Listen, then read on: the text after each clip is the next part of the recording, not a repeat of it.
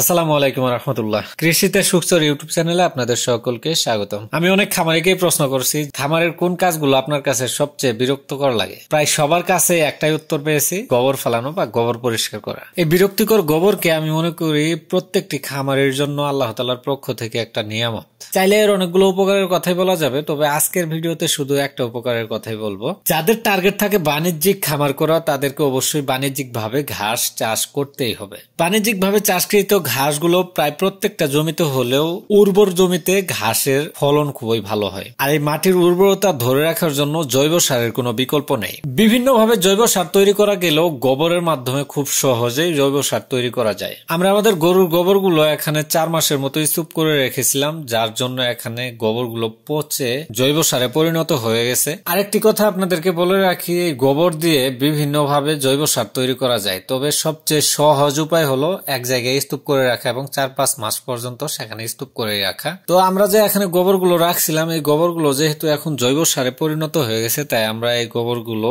বস্তায় উঠিয়ে মুখ বেঁধে নিলাম এবং আমাদের ভ্যানে উঠাইয়া সেই গোবরগুলো আমাদের ঘাসের ক্ষেতে নিয়ে আসলাম। আপনারা হয়তো খেয়াল করেছেন, অন্যান্য ঘাসের ক্ষেতের চেয়ে এই ক্ষেতে ঘাসের ফলন অনেক বেশি হয়। এই ফলন বেশি হওয়ার পেছনে দুইটা জিনিস খুবই গুরুত্বপূর্ণ। এর একটা হলো ঘাসের ক্ষেতের এই ড্রেন গুলো, যার জন্য প্রতিটা কোনায় কোনায় পানি পৌঁছে যায় খুব সহজে এবং পানি নিষ্কাশন হয় খুবই দ্রুত। এবং অন্যটি হলো এই গোবর সার। আপনারা যারা বাণিজ্যিক ভাবে খামার করতে চাচ্ছেন, তাদেরকে তো অবশ্যই ঘাস চাষ করতেই হবে। আর এই ঘাসের উর্বরতা ধরে রাখার জন্য গোবর সারের কিন্তু কোনো বিকল্প নেই। তাই বলবো, এই গোবরকে বিরক্তিকর জিনিস বা অপ্রয়োজনীয় জিনিস না ভেবে এটাকে কাজে লাগান। বিভিন্ন ভাবে আপনি এটাকে কাজে লাগাতে পারবেন। আজকের মতো ভিডিওটি এখানে শেষ করে দিচ্ছি। ভিডিওটি ভালো লাগলে অবশ্যই একটি লাইক করবেন, মনে কোনো প্রশ্ন থাকলে কমেন্ট করবেন, আর অবশ্যই চ্যানেলটি সাবস্ক্রাইব করে বেল বাটন ক্লিক করে রাখবেন।